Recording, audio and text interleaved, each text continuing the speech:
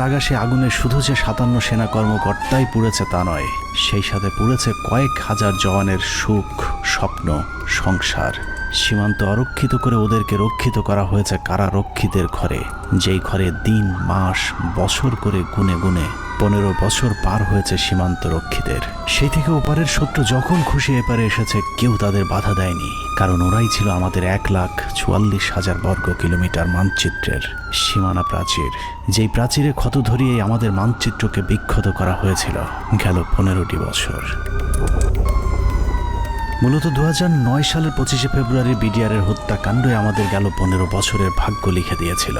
এই 15 বছর বাংলাদেশের রাজনীতি, শিক্ষা, অর্থনীতি থেকে শুরু করে পুলিশ, প্রশাসন সবকিছু নিয়ন্ত্রণ করেছে ভারত, আর সবচেয়ে বেশি নিয়ন্ত্রণ করেছে বাংলাদেশ সেনাবাহিনীকে, যারাই ছিল একসময় আমাদের অহংকার। নারী, টাকা আর পদের লোভে সেনাবাহিনীর কিছু কর্মকর্তা তাদের মাথা বেচে দিয়েছিল ভারতের কাছে, যাদের পরিকল্পনাতেই খুন হয়েছিল দেশপ্রেমিক 57 জন সেনা কর্মকর্তা।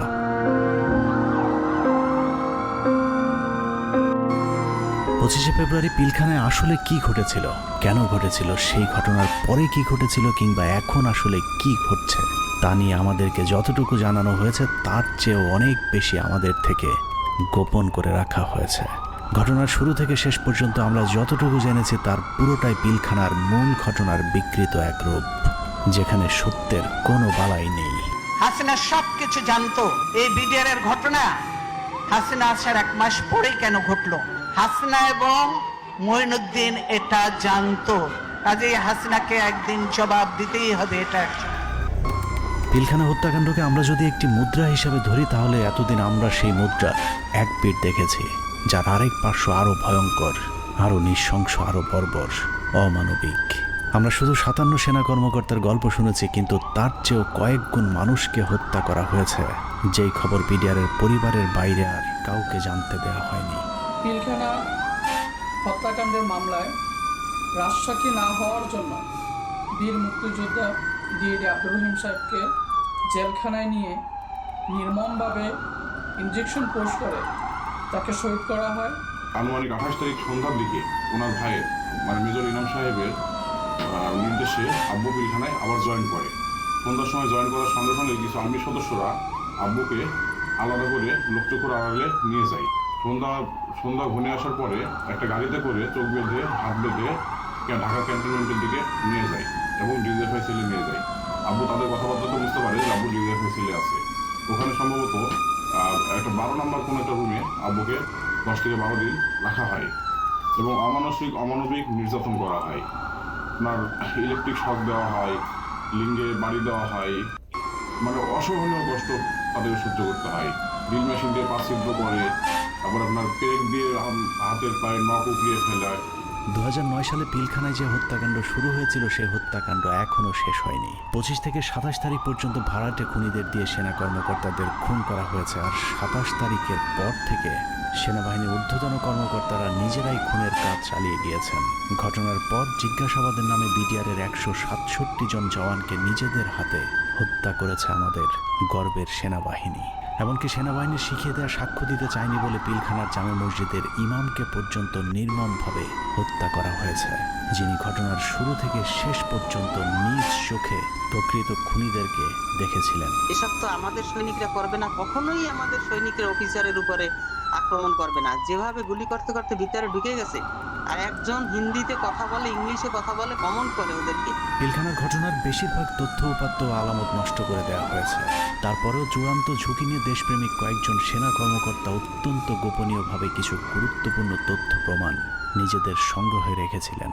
বিডিআর হত্যাকাণ্ডের দিন বেঁচে যাওয়া কিংবা পিলখানার বাইরে থেকে বারবার ভেতরে ঢুকে অফিসারদের জীবন বাঁচানোর চেষ্টা করা, অথবা যারা ঘটনার সুষ্ঠু তদন্তের ব্যবস্থা করতে চেয়েছিলেন, এরকম একদল সেনা কর্মকর্তার সহায়তায় আমাদের আজকের অনুসন্ধানটি করা হয়েছে। দীর্ঘ সময় ধরে চলা আমাদের একান্ত প্রচেষ্টায় ঘটনার মূল রহস্য উদ্ঘাটনের সর্বোচ্চ চেষ্টা করা হয়েছে। তারা রাষ্ট্রের মানুষের সুন্দরভাবে একটা সেবা দেওয়ার জন্য দায়িত্ব নেয় নাই এবং মাত্র 1.5 মাসের মাথায় বিডিআর মতো একটা হত্যাযজ্ঞ তারা চালিয়েছিল পরিপূর্ণ রাষ্ট্র সহযোগিতায়। কারণ রাষ্ট্রকে পরিপূর্ণ সময় থামিয়ে রাখা হয়। এই জায়গায় একটা বিশাল একটা কাজ করার জায়গা কমিশনের, যে এই পোস্টিংগুলা কাদের অর্ডারে হয়েছিল, কি ক্রাইটেরিয়াতে ওনাদেরকে তখন এইভাবে পোস্টেড করা হলো? কেন এত কুইক? মানে এই জিনিসটা তো সন্দেহের উদ্রেক করে, তাই না? যে 18 ইঞ্জিনিয়ার্সের কর্নেল মেহেদী স্যার এত ইম্পর্টেন্ট সব কাজ করছিল। ওদেরকে যখন ক্লোজ অ্যারেস্ট করে রাখা হয় বা আয়নাঘরের থেকে নিয়ে রাখা হয়, মেস বিতে ক্লোজ অ্যারেস্ট করে রাখা হয়, তখন এই রেজানুল খান স্যারের সঙ্গে আমার বাবা দেখা করতে গেছিলেন যে আমার খোঁজ নেওয়ার জন্য।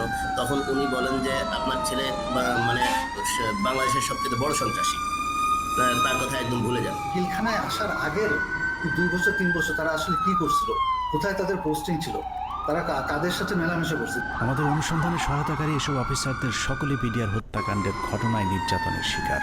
কেউ কেউ দীর্ঘ সময় গুমের শিকার, কেউ চাকরিচ্যুত হয়েছে কিংবা জীবন বাঁচাতে চাকরি এবং দেশ ছাড়তে বাধ্য হয়েছিলেন। ডিজিএফআই কেন আমাদেরকে বাধা দিলেন? উল্টা আর আমাদের সাথে রাগ করলেন যে কেন তোমরা পলাতক এদেরকে ধরে নিয়ে আসলে? তাদের তো পালিয়ে যেতে দেওয়া হচ্ছিল অন্ধকার করে, লাইন কেটে যে তাদেরকে পালিয়ে যেতে দেওয়া হচ্ছিল। এই বিষয়টা অবশ্যই ওই সময় সমস্ত পত্রিকায় এসেছিল।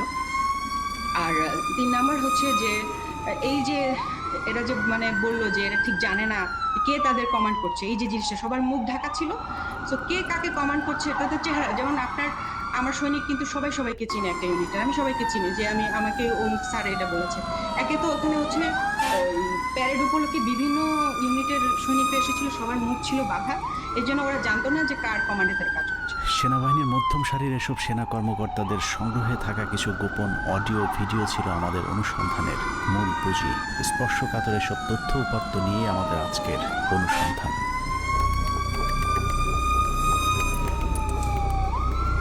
অনুসন্ধানের শুরুতেই একটি তদন্ত প্রতিবেদনের কয়েকটি লাইনে চোখ বোলানো যাক। যে প্রতিবেদনটি পিলখানা হত্যাকাণ্ডের পরের 18 কর্মদিবসের মধ্যে তৈরি করা হয়েছিল, কিন্তু আজও পর্যন্ত তা প্রকাশ করা হয়নি। কারণ এই প্রতিবেদনেই ঘটনার মূল রহস্য লুকিয়ে আছে।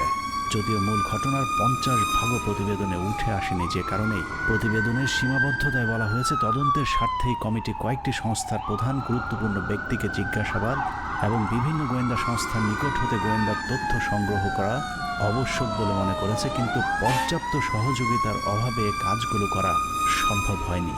ফলশ্রুতিতে পর্যাপ্ত তথ্য প্রমাণ সহ এই বিদ্রোহ এবং হত্যাকাণ্ডের মূল ষড়যন্ত্রকারীদেরকে শনাক্ত করা এবং ঘটনার পেছনের মূল কারণ বা মোটিভ উদ্ঘাটন করা সম্ভব হয়নি। এছাড়া প্রতিবেদনের মন্তব্যে বলা হয়েছে তদন্ত কমিটি সংশ্লিষ্ট গোয়েন্দা সংস্থা সমূহ যেমন এনএসআই, ডিজিএফআই, র্যাব, সিআইটি এবং পুলিশের এসপিকে তাদের সংগৃহীত বিভিন্ন গোয়েন্দা তথ্য প্রয়োজনীয় প্রমাণাদি পেশাগত দৃষ্টিকোণ থেকে বিশ্লেষণ করে কমিটির নিকট সরবরাহ করার জন্য অনুরোধ করেছিল, কিন্তু বর্ণিত সংস্থাসমূহ হতে কোনো সহযোগিতা পাওয়া যায়নি। প্রতিবেদনের এই লাইনগুলো পড়লেই বোঝা যায় পিলখানা হত্যাকাণ্ডের পরপর গঠিত ওই তদন্ত কমিটি ঘটনার মূল রহস্য উদ্ঘাটন করুক, এটা সরকার কিংবা সেনাবাহিনী কেউই চায়নি। ওই প্রতিবেদনের মতোই পিলখানা হত্যাকাণ্ডের সবকিছুই আমাদের থেকে আড়াল করে রাখা হয়েছে। 2009 সালের 25 ফেব্রুয়ারি সকালে পিলখানায় দরবার শুরুর পর থেকে 26 তারিখ বিকেল 5টা পর্যন্ত সরকারের পক্ষ থেকে যা কিছু করা হয়েছে সবই জিম্মি হওয়া সেনা কর্মকর্তাদেরকে হত্যার উদ্দেশ্যে, কাউকে বাঁচানোর জন্য নয়। 25 তারিখ সকাল থেকেই তৎকালীন প্রধানমন্ত্রী শেখ হাসিনা, 3 বাহিনী প্রধান, ডিজিএফআই, এনএসআই প্রধান, সামরিক সচিব তারেক সিদ্দিকী সহ সকলেই সেনা কর্মকর্তাদের হত্যার মিশন সম্পূর্ণ করবার জন্য শেখ হাসিনা তৎকালীন সরকারি বাসভবন যমুনায় অবস্থান করছিলেন। পিলখানার ঘটনায় বেঁচে আসা সেনা কর্মকর্তাদের একজন মোহাম্মদ জাহিদি আহসান হাবিব দরবার হলে গোলাগুলি শুরুর পর তিনিই প্রথম জেনারেল তারেক সিদ্দিকীকে ফোন করে বলেছিলেন তাদেরকে বাঁচানোর জন্য, কিন্তু তারেক সিদ্দিকী ফোন কেটে দেন। তারপর থেকে আর তারেক সিদ্দিকীকে টেলিফোনে পাওয়া যায়নি। আমাদেরকে যাতে সাহায্য করার জন্য, যাতে আর্মি যাতে আমাদেরকে হেল্প করে, তার জন্য আমি জেনারেল তারেককে আমি সাহায্য চেয়েছিলাম। আমি জেনারেল তারেকের সাথে জেনারেল সাকিরের কথা বলে দিয়েছিলাম আর্মিরা যাতে এখানে ইন্টারভেনশন করে, আর্মি যাতে পাঠায়, কিন্তু তারা কোনো আর্মি পাঠায়নি বা আমাদের কোনো সাহায্য করা হয়নি। পিলখানা থেকে বেঁচে ফেরা মেজর জায়েদের বক্তব্যের অনুরূপ তথ্য অপ্রকাশিত সেই প্রতিবেদনেও উঠে এসেছে, যেখানে বলা হয়েছে আনুমানিক সকাল 9:30 ঘটিকায় মহাপরিচালক বিডিআর স্বয়ং প্রধানমন্ত্রী, সেনাপ্রধান, মহাপরিচালক র্যাব এবং মহাপরিচালক ডিজিএফআই এর সাথে ফোনে কথা বলেন। এ সময় বিডিআরের ডিজি সুনির্দিষ্টভাবে তাদেরকে জানান 44 রাইফেলস ব্যাটালিয়ন বিদ্রোহ করেছে। এছাড়াও অবরুদ্ধ অন্যান্য সেনা কর্মকর্তাগণ তাদের মোবাইলে সাহায্যের জন্য বিভিন্ন স্থানে টেলিফোন করেন ও SMS পাঠান। আত্মীয় স্বজন, বন্ধু বান্ধব ও সহকর্মীদের তাদের অসহায়ত্বের খবর জানান। সাহায্য প্রত্যাশায় আটকে পড়া কর্মকর্তারা জানায় দরবার হল বিদ্রোহী জওয়ানদের নিয়ন্ত্রণে। আমরা বন্দি, আর কথা বলা যাচ্ছে না, দ্রুত ব্যবস্থা নিন, আর হয়তো দেখা হবে না, তুমি ভালো থেকো, আমার সন্তানদের যত্ন নিও, ইত্যাদি ইত্যাদি। প্রতিবেদনের এতটুকু অংশ পড়লে বোঝা যাচ্ছে যে সকাল 9:30টায় প্রধানমন্ত্রী, সেনাপ্রধান, র্যাব ডিজি এবং ডিজিএফআই, এনএসআই সহ সকলেই বিডিআরের ডিজি মেজর জেনারেল শাকিল আহমেদের পরিণতি কি হতে যাচ্ছে তা জেনে গিয়েছিলেন। তারপরেও কোনো পদক্ষেপ নেওয়া হয়নি। সাথে প্রায় 1 প্লাটুন আমার র্যাব ছিল, আমার সাথে আরো 2-3 জন অফিসার ছিল। আমি মেজর রাজনের কথা বলেছি, মেজর রাজন অলসো আমার সাথে ছিল, আমার সাথে আরো 2-3 জন পুলিশ অফিসার ছিল। মেজর জুলকার, তখন সম্ভবত সে ক্যাপ্টেন জুলকার ছিল, ক্যাপ্টেন ইয়াসির ছিল। আপনার ওইদিকে আমার 5 নম্বর গেটে মেজর আমিন ছিল, আমার ওয়াইসি, বর্তমানে সে প্রবাসী, মেজর আমজাদ ছিল, আমার সঙ্গে ছিল আরো আপনার এসপি শহীদ ছিল, আমার অ্যাডজুটেন্ট খালিদ, ক্যাপ্টেন খালিদ ছিল। তো অসংখ্য অফিসার, প্রায় 7-8 জন আমরা মিলিটারি পুলিশ অফিসার সব মিলে প্রায় আমি 7-8 আরো বেশি 10-12 জন আমরা 5 নম্বর গেটে ছিলাম। আমরা কিন্তু কমপ্লিটলি একটা অল্টারকেশনের ভিতরে ছিলাম। আমরা বারবার এই তৎকালীন আমি এডিজিকেই বেশি করে বলবো, কারণ এডিজি কর্নেল রেজানুর, আমি এখনো অবাক হচ্ছি যে এই ব্যক্তিটিকে কেন প্রশ্নের সম্মুখীন করা হয়নি। তখন কিন্তু সুযোগ ছিল তাকে প্রশ্ন করার, তখন করা হয়নি, কিন্তু এখনো কেন করা হচ্ছে না।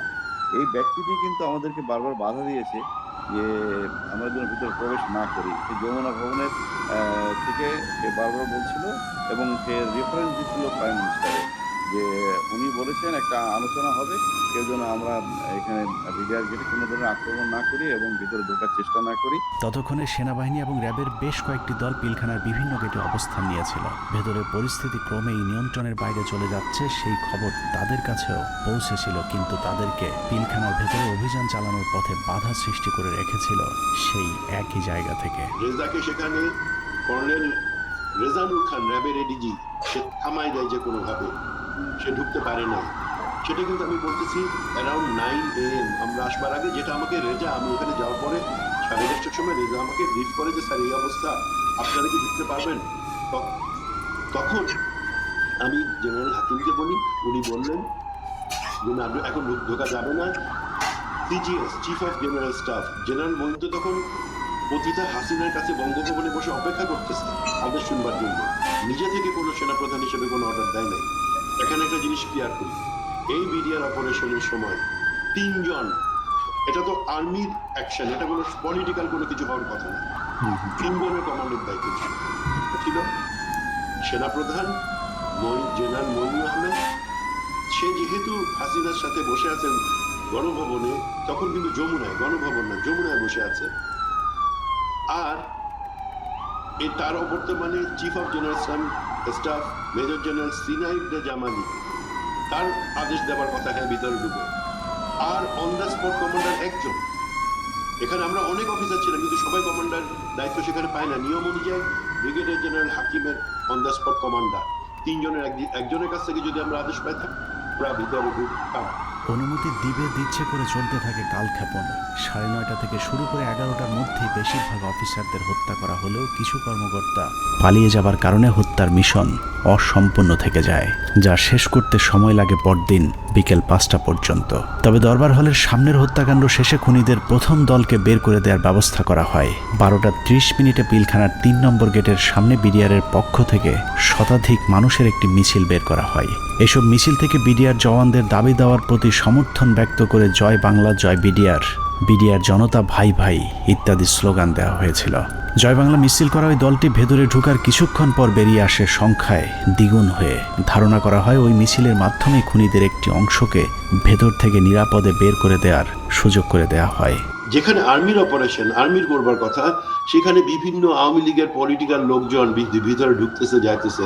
এর মধ্যে আমরা দেখতে পাচ্ছি আমাদের কাছে অফিসারদের কাছে বাইনুকুলার, তাপস, মির্জা আজম, নানক, শেখ সেলিম, এরা সবাই কিন্তু যাওয়া আসা করতেছে ভিতরে। এবং এর মধ্যে আবার দেখলাম কি ছাত্রলীগ, যুবলীগ মিলে একটা মিছিল বলে ওই নিউ মার্কেটের গেট থেকে ঢুকলো, তারা 20-25 জন হবে। তারা ঢুকে ওখানে কিছুক্ষণ, পুরাটা তার দেখা যায় না। আবার ঘন্টাখানেক পরে দেখলাম কি সেই মিছিল, তাদের হাতে কিন্তু আওয়ামী লীগের ব্যানার আছে। সেই মিছিল বের হয়ে যাচ্ছে, সেটার সংখ্যা হচ্ছে লোকের এখন 100 থেকে উপরে, 125 জন ঢুকছিল, 25 জন বাইরে হয়ে যাচ্ছে। সাথে সাথে আমরা সেটে যারা ছিল তাদেরকে জানালাম যে দেখো এই মিছিলটাকে আটকাও, এদের মধ্যে থেকে কিন্তু ভিতরে যারা কিলার তারা বের হয়ে তাদেরকে বের করে নিয়ে যাওয়া হইতেছে। বিডিআর কমপ্লেক্স যে ভিতরে যত সৈনিকরা ছিল তখন সবাই জাগো বলে যে যেদিকে পারলো বাইরে বেরিয়ে চলে গেল। এটা হওয়ার কথা না। একটা ট্রেন সোলজার একটা এইভাবে পালিয়ে যেতে পারে না, যখন যতই গুলি হোক, কেননা তার কাছে কোনো অর্ডার আসেনি। এবং এই সময় কিছু অফিসারও কিন্তু পালিয়ে গিয়েছিল। তো আমাদেরকে বের করতে হবে হু অল অর, মানে ওই অফিসাররা কারা কারা। এই সময় পালানোর কথা না।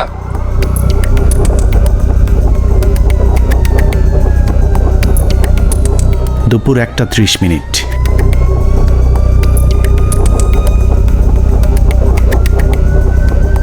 খুনের প্রথম পর্ব শেষ হবার পর শুরু হয় দ্বিতীয় পর্ব।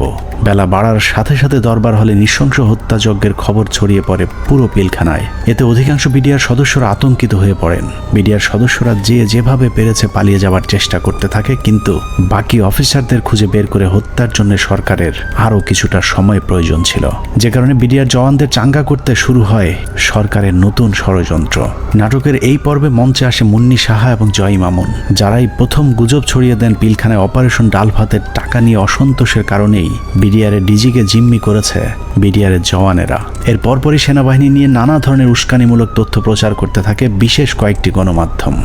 অফিসারদের কি অবস্থা? অফিসার যারা ছিল দরবার হলে যারা ছিল তাদের কি অবস্থা? তারা অনেকে ভেঙে গেছে, অনেকে আমাদের জিম্মিতে আছে, তাদেরকে কিছু করা হয়নি। ওরা খুব ভালোভাবে জানে বিডিআরের প্রতি কি অন্যায় অবিচার চলে। আপনাদের তো অনেক দিনের এটা ক্ষোভ, আজকে কেন আজকে পরিপ্রেক্ষিতে এটা করলেন? উনি বোঝেন না, উনি খালি আশা দেয়। এখন আমরা ওনাদেরকে আটক অবস্থায় রাখছি যাতে আমাদের দাবিগুলা মাননীয় প্রধানমন্ত্রী এবং স্বরাষ্ট্রমন্ত্রী আমাদের দাবি মানবেন। দেখছিলেন মুন্নি সাহার সঙ্গে বিশেষ। এ সময় নিজেদের লেখা বিভিন্ন ধরনের লিফলেট বিডিআরের নামে প্রচার করে গুজব ছড়াতে থাকে স্থানীয় আওয়ামী লীগের নেতাকর্মীরা। পিলখানার ভেতরেও ততক্ষণে বিডিআরের মাঝে ছড়িয়ে দেওয়া হয়েছে মিডিয়া এবং জনগণ আমাদের সাথে আছে। অপারেশন ডাল ভাতের টাকা মেরে খাওয়া সেনাবাহিনীর প্রতি এমনিতেই অনেকের ক্ষোভ ছিল, তার উপর সেনাবাহিনী যে কোনো সময় হামলা চালাতে পারে এমন গুজব ছড়িয়ে অস্ত্র হাতে তুলে দেওয়া হয় বিডিআরের সাধারণ জওয়ানদের হাতে। একদিকে আওয়ামী লীগের বিডিআরের পক্ষে মিছিল, অন্যদিকে গণমাধ্যমের উস্কানিতে হত্যাকাণ্ডে অংশ নেয়নি এমন অনেকেও দুপুরের পর বিদ্রোহী হয়ে ওঠে। জিনিসপত্রের দাম কারা বাড়াইছে শুনবেন? অরিজিনাল সেনা কর্মকর্তারা বিডিআরকে দিয়ে দাম বাড়াইছে।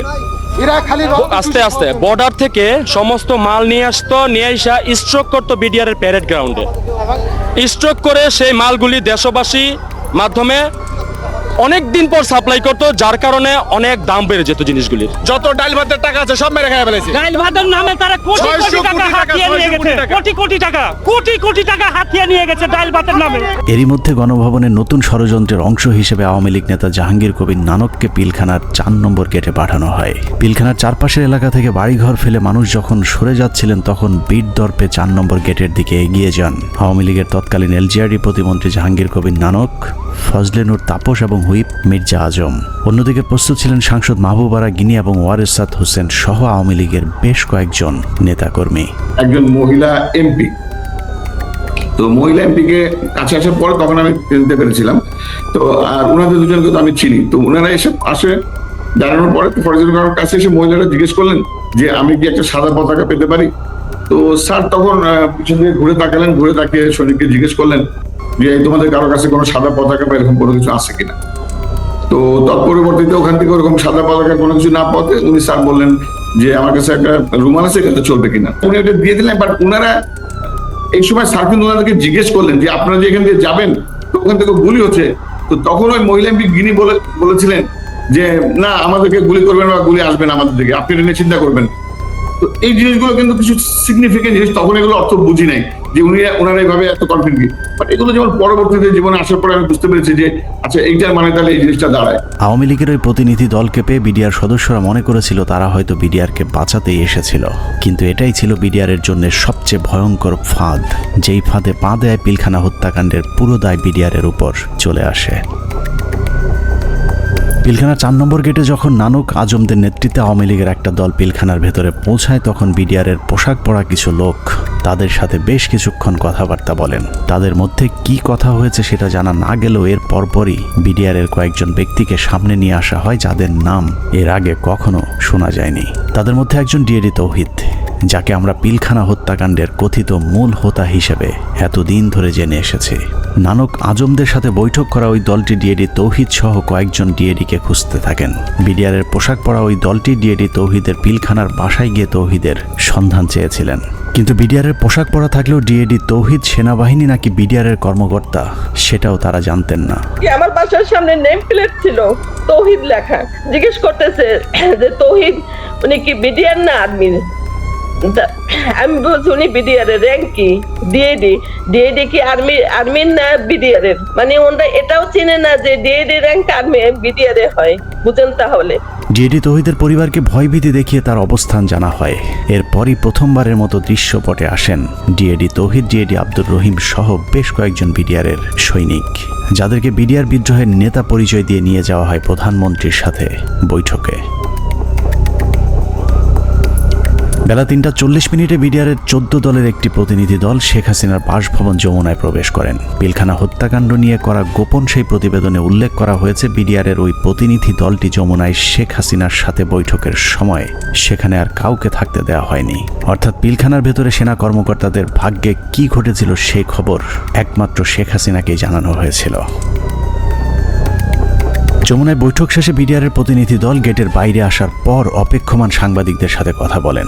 সেখানে নানান প্রশ্নের জবাব দেওয়ার পর ভেতরে কতজন শহীদ হয়েছেন সেটা নিয়ে জিজ্ঞেস করতেই ডিএডি তৌহিদকে সেখান থেকে সরিয়ে নিয়ে যায় জাহাঙ্গীর কবির নানক। কতজন মারা গেছেন?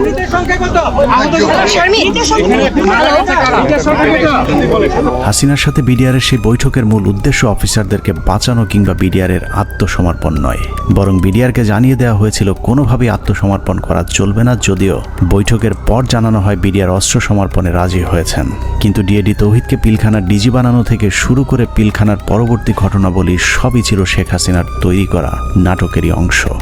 মাননীয় প্রধানমন্ত্রী তাদের আবেদনের পরিপ্রেক্ষিতে, বিডিআর সদস্য ভাইদের আবেদনের পরিপ্রেক্ষিতে আজকের ঘটনার সাধারণ ক্ষমা ঘোষণা করেছেন। সে বৈঠকের পর রহস্যজনক একটি বিষয় লক্ষ্য করা যায়। শেখ হাসিনা বিডিআরের প্রতিনিধি দলের সাথে বৈঠকে পিলখানায় আটকে পড়া নারী ও শিশুদের মুক্তির দাবি করলেও জিম্মি থাকা সেনা কর্মকর্তাদের মুক্তির বিষয়ে কোনো কথা বলেননি। ভিতরে যারা মহিলা, শিশু, সন্তানদের নিয়ে যারা আটকা পড়েছেন হেডকোয়ার্টারের ভিতরে, তাদেরকে এই মুহূর্তে তারা যাওয়ার পরিস্থিতির ব্যবস্থা করে দিবেন। কেন শুধুই নারী শিশুদের মুক্তি চাওয়া হয়েছিল সেই প্রশ্নের উত্তর জানতে আমরা 2009 সালের একটি জিজ্ঞাসাবাদের অডিও শুনে আসব, যেখানে পিলখানা হত্যাকাণ্ডে অভিযুক্ত হিসেবে জাহাঙ্গীর কবির নানককে সেনাবাহিনীর বিশেষ একটি তদন্তকারী দল জিজ্ঞাসাবাদ করেছিলেন। যদিও সেই অনুসন্ধান আর চলতে দেওয়া হয়নি, তারপরেও সেদিনের জিজ্ঞাসাবাদে কি কথা হয়েছিল তার পুরো ক্যাসেটটি সেনাবাহিনীর একটি সূত্র আমাদের কাছে পাঠিয়েছে। এত বড় একটা নেগোসিয়েশন হলো, ডিজি এবং অফিসার বা ফ্যামিলিদের বেরিয়ে আসার ব্যাপারে কোনো আপনার স্টেটমেন্টও ছিল না, বা না বলছি যে আপনার মানে এটা নেগোসিয়েশন ডিলের মধ্যে এটা হলো না কেন যে ঠিক আছে তোমরা এটা রাখো, এটা ছাড়ো, অস্ত্র দাও, এই কন্ডিশনস টার্মস অফ কন্ডিশনস সবাইকে ছেড়ে দিবে না, তাহলে তো কেউ যাবে নিয়ে আসবে বা ডিজির সাথে কথা হবে, আচ্ছা ঠিক আছে সাধারণ ক্ষমা হবে, কিন্তু তার আগে আমি ডিজির সাথে কথা বলে সেই পরিপ্রেক্ষিতে কিন্তু ওনারা ঢুকলেন মাননীয় স্বরাষ্ট্রমন্ত্রী মহোদয়। না ওইটা আমি বলতেছি যখন সাধারণ ক্ষমা ঘোষণার আগে অ্যাটলিস্ট লাস্ট একটা কন্ডিশন হওয়া উচিত ছিল যে আমি ডিজি যেহেতু আটকাছে বলতেছো, সুতরাং তোমাদের কাউকে পাঠাও, ডিজির সাথে আমি কথা বলে নিশ্চিত হতে চাই। মানে তখন কিন্তু অলরেডি দেশের 16 কোটি মানুষ কোনো না কোনোভাবে আন্দাজ করে ফেলছে যে ডিজি মারা গেছে। 4টার সময় প্রাইম মিনিস্টার অফিসে যখন আলাপ হয়, তা এই আলাপের মধ্যে ডিজির মৃত্যুর বিষয়টা আসলো না কি করে, বা অল ইন্টেলিজেন্স সোর্সেস মিস করলো কি করে, যে আপনার কোনো প্রেস ব্রিফিংয়েও এটা আসলো না অফিসার ফ্যামিলি? সরি আসছে, আমি এই যে বিষয়টা আমার কাছে আপনার প্রেস ব্রিফিংয়ে শুধু জিম্মির ব্যাপার আসছে, বা ডিজি বা তার অন্যান্য অফিসারদের রিলিজের ব্যাপার যারা আটক আছেন তাদেরকে পার্টিকুলার ডিজি কথা বলা হয়নি স্যার। আমার কথাই নাই, কিন্তু বলা ছিল যাদেরকে জিম্মি হ্যাঁ জিম্মি করছেন, but it was A casual কথা, নট না যে অফিসার ওকে ডিজি এবং অফিসাররা ফেরত আসবে অথবা 10 জন থাকবে বাকিরা কিন্তু ওই DG being the main centre focal point of BDR, আমাদের কিন্তু প্রথমে আসলে ডিজি আছে কিনা, এই জিনিসটা কিন্তু কোথাও কোনো প্রেস ব্রিফিং এ কোথাও মানে সাধারণ ক্ষমার আগে তো এই কন্ডিশন হইতে হবে, যেটা হত্যাকারী তো সাধারণ ক্ষমা পেতে পারে। অল এরকম কিন্তু আলোচনা হয়েছে, কিন্তু পার্টিকুলারলি যে বলানের শুধু ওখানে বলা ছিল যে সকল মহিলা, শিশু এবং অফিসাররা যারা এক্স্যাক্টলি আপনি একটা কথা বলছেন, জিম্মি এই শব্দটা বলা হচ্ছে। আপনি বলেছেন যে সমস্ত মহিলা, শিশু, but you never talked about office DG এবং অন্যান্য অফিসার। স্যার আমি আপনাকে আপনার ভিডিও ক্লিপটা শোনাতে চাচ্ছি না, একটু আমি দেখেন। সেনা কর্মকর্তাদের মুক্তি না চাওয়াটা কোনো ভুলবশত ঘটনা নয়, বরং শেখ হাসিনা জানতেন ওইসব কর্মকর্তাদেরকে এরই মধ্যে হত্যা করা হয়েছে, যে কারণেই তাদের মুক্তি না চেয়ে বরং নিহত সেনা কর্মকর্তাদের লাশ গুম এবং বেঁচে যাওয়া বাকি কর্মকর্তাদের খুঁজে খুঁজে মারার জন্য আরও কালক্ষেপণ করা হয়েছিল। সে কারণে বৈঠক শেষে বিডিআরের সদস্যরা পিলখানায় যাবার পর আবারও নতুন করে গোলাগুলি শুরু হয়। অপ্রকাশিত ওই প্রতিবেদনে বলা হয়েছে, এ সময় বিদ্রোহীরা তাদের অপকর্মের সুবিধার্থে পিলখানার অভ্যন্তরে বিশেষ বিশেষ স্থানে বিদ্যুৎ নিভিয়ে দেয়, কিন্তু সরকারের পক্ষ থেকে ওইসব এলাকায় বিকল্প ব্যবস্থায় আলোকিত করার কোনো ব্যবস্থা করা হয়নি এবং তদন্তকারী দল এ ব্যাপারে কোনো সদুত্তরও দেয়নি। প্রতিবেদনের পরের অংশে অত্যন্ত গুরুত্বপূর্ণ কিছু তথ্য দেওয়া হয়েছে, যেখানে বলা হয়েছে সরকার ঘোষিত সিদ্ধান্ত ও আলোচনার প্রেক্ষিতে পিলখানার ভেতরে আটককৃত অফিসার ও তাদের পরিবারের সদস্যদের বের করে আনার সুযোগ হতে পারে, এ চিন্তায় ডিএমপির 10টি ট্রাক ও 10টি বাস 4 নম্বর গেটের সামনে নিয়ে যাওয়া হয়। সেই 10টি ট্রাক ও 10টি বাসে করে কাদেরকে নেওয়া হয়েছিল সেই প্রশ্নের উত্তর পাওয়া গেলেই অনেক কিছু পরিষ্কার হয়ে যাবে। রাত 8টায় হোটেল আম্বালাইনে শুরু হয় নাটকের আরেক পর্ব। বিডিআর প্রতিনিধি দলের সাথে তৎকালীন স্বরাষ্ট্রমন্ত্রী অ্যাডভোকেট সাহারা খাতুনের আবারও বৈঠক শুরু হয়। এ সময় তার সাথে পুলিশের আইজিপি, র্যাবের ডিজি, গোয়েন্দা সংস্থার কর্মকর্তা ছাড়াও যথারীতি নানক ও আজমও উপস্থিত ছিলেন। এসব আলোচনাগুলোতে আসলে বিডিআরের কোনো সিদ্ধান্ত জানানোর সুযোগ ছিল না। সরকারের পক্ষ থেকে যা সিদ্ধান্ত নেওয়া হতো সেটাই বিডিআরের দাবি বলে প্রচার করা হয়েছে।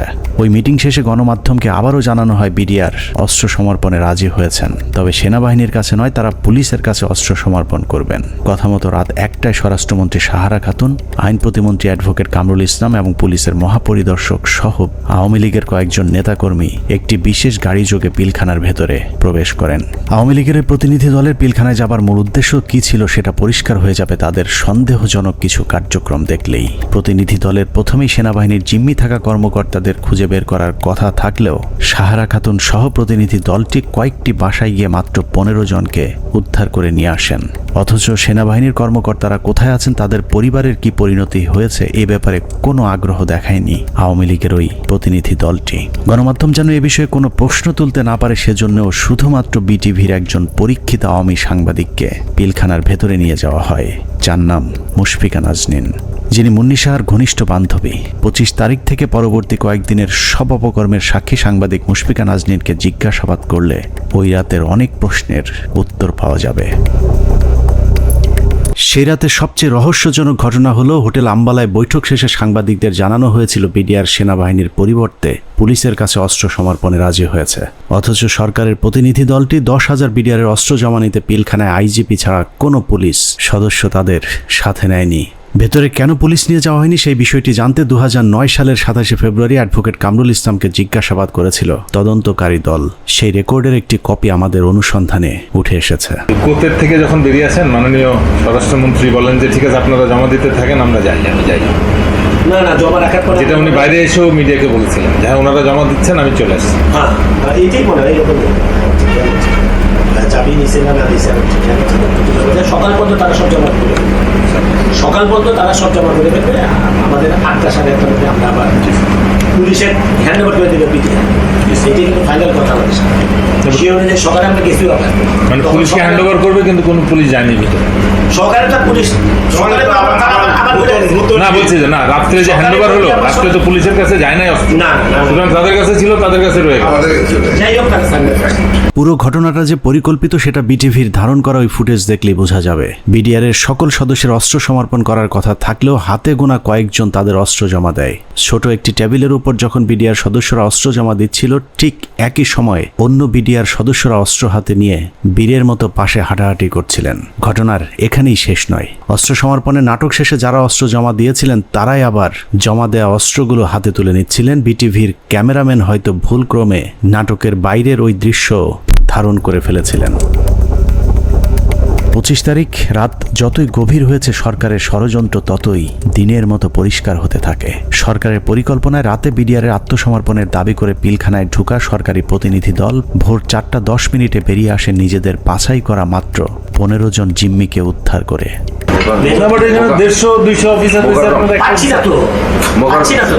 তাহলে যে কোনো হোস্টেজ রেস্কিউ যে কোনো হোস্টেজ রেস্কিউ অপারেশনের প্রথম তো আমার হোস্টেজের কে কে আছে, অফিসার এবং তার পরিবার, কয়জন অফিসারকে আমার সাথে আনলাম, কয়জন প্লাস হোস্টেজের মধ্যে সব থেকে বড় হোস্টেজ যেটা ডিজি এবং তার পরিবার, তাদের কেউই আসলো না। তাদের বেঁচে আছে না মরে গেছে তাও জানলাম না। তাহলে হোস্টেজ অপারেশন কি হবে?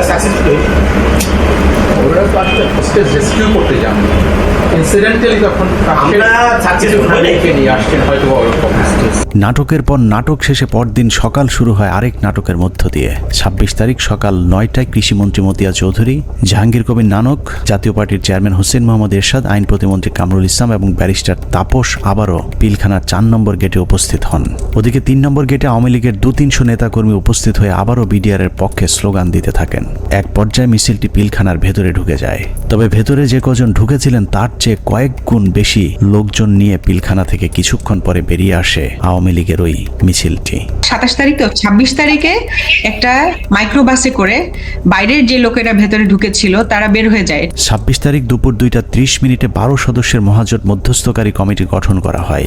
আওয়ামী লীগ নেতা আব্দুল জলিলের নেতৃত্বে এই কমিটি আবারও হোটেল আম্বালাইনে বিডিআরের সাথে লোক দেখানো বৈঠক করেন। বৈঠক শেষে স্বরাষ্ট্রমন্ত্রী সাহারা খাতুন, জাহাঙ্গীর কবির নানক এবং মির্জা আজম আবারও 4 নম্বর গেট দিয়ে পিলখানায় প্রবেশ করেন। বিকেল 5টায় শেষবারের মতো আবারও ঘোষণা দেওয়া হয় বিডিআর অস্ত্র সমর্পণ করবে। মজার বিষয় হলো বিডিআর এবার আর পুলিশ কিংবা সেনাবাহিনীর কাছে অস্ত্র জমা দেওয়ার কোনো শর্ত দেয়নি। তবে শর্ত না থাকলেও পুলিশের মাধ্যমে পিলখানার নিয়ন্ত্রণ নেয় সরকার। এর পরপরই শেখ হাসিনা জাতির উদ্দেশ্যে ভাষণে বলেন, পরিস্থিতি এখন সম্পূর্ণ সরকারের নিয়ন্ত্রণে। নানা ধরনের গুজব ছড়িয়ে পরিস্থিতিকে ঘোলাটে করার চেষ্টাও মহল বিশেষ করছে, সে বিষয়েও সকলকে সজাগ থাকার আমি অনুরোধ জানাই। 27 তারিখ বাংলাদেশের মানুষের ঘুম ভেঙেছে ইতিহাসের নারকীয় এক হত্যাকাণ্ডের সাক্ষী হয়ে। শোকে বিহ্বল জাতির মেধাবী 57 কর্মকর্তার ক্ষত বিক্ষত এক একটি মরদেহ যেন গোটা জাতিকে দুমড়ে মুচড়ে শোকে স্তব্ধ করে দিয়েছিল।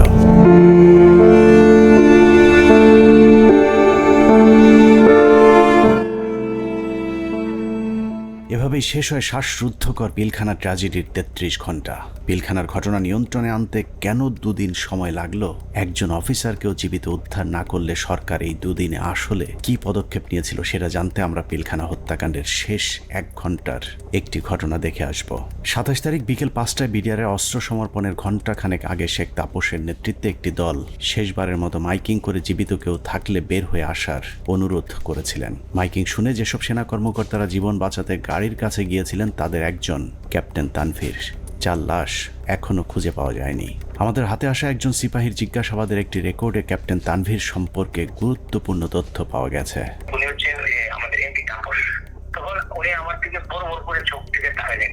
এমপি তাপস ওনাকে বলছে ঠিক আছে তাহলে গাড়িতে উঠে। আমি বললাম স্যার আমাকে নিয়ে যান, আমি এখানে একা কি করবো? বলছে না তুমি 1 নম্বর গেট দিয়ে, তারপরে বলতো যে 1 নম্বর গেট দিয়ে তুমি বাইরে চলে যাও।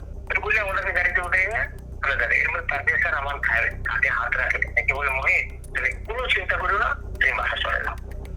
চলে গেলেন গাড়ি নিয়ে, আমি চলে আসবো।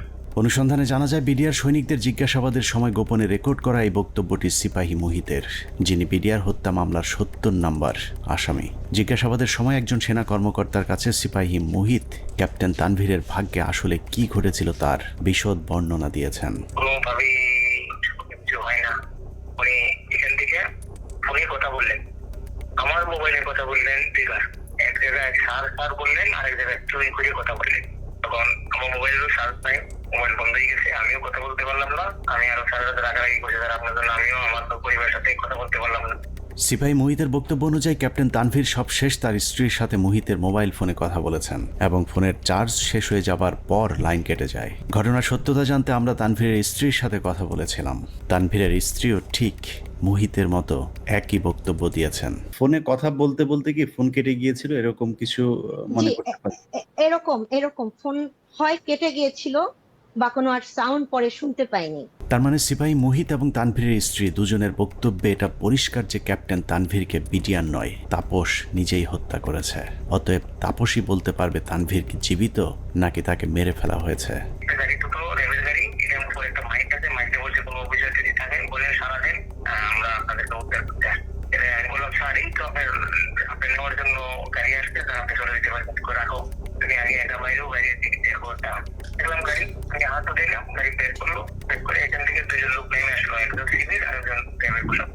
আমাকে বললো যে ঠিক আছে কি করছো, আমি বলছি এখানে একজন অফিসার আসলো, এখানে আসলো, আসা করে জিজ্ঞেস করলো যে আপনি কে?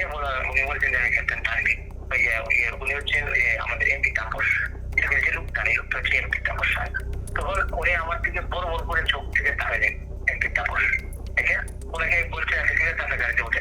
সূত্র জানিয়েছে মুহিতের জিজ্ঞাসাবাদের এই রেকর্ডটি সিআইডিতে থাকাকালীন সেনাবাহিনী এবং র্যাবের কয়েক দফা জিজ্ঞাসাবাদ শেষে মুহিতকে সিআইডিতে জিজ্ঞাসাবাদের সময় মুহিত বলেন, আমার কোনো দোষ নেই, আমার অপরাধ একটাই, তা হলো জিজ্ঞাসাবাদে আমি ক্যাপ্টেন তানভীরকে তাপসের গাড়িতে তুলে দেওয়ার কথা সেনাবাহিনীর কর্মকর্তাদেরকে জানিয়েছিলাম। কোনো একটি জিজ্ঞাসাবাদের সময় তাপস নিজে উপস্থিত থেকে মুহিতকে নির্যাতন করেছেন বলেও অভিযোগ করতে শোনা যায় সিপাহী মুহিতের ওই গোপন রেকর্ডে। আমি তানভীর স্যারকে কথা দিয়েছি, তানভীর স্যারকে তাপস স্যারের গাড়িতে উঠে দিয়েছি, উনি যা বলতো তাই। উনি যদি আমি বলে যে আমি ওনাকে পাঠাই না, তাহলে আমার বাড়ি যান। তিনি বলছি তাপসের কথা, আমাকে এমন পিছনে দিল, দিয়ে আমাকে নিয়ে আবার সেনের ভিতরে রাখলো। রাখার পরে আবার লোক আসছে, তাপস সাহেব আসছে, তাপস সাহেবকে নিয়ে আসে তারা। এনে বলে স্যার ওই সাবার কথা সবাই আপনার বলে আপনাকে তানভীরকে নাকি আপনি নিয়ে আসছেন, নিয়ে আসছেন। সে এমন জোরে থাপ্পড় মারলো আমাকে একটা, আমি একটা বাড়িতে বলে গেলাম।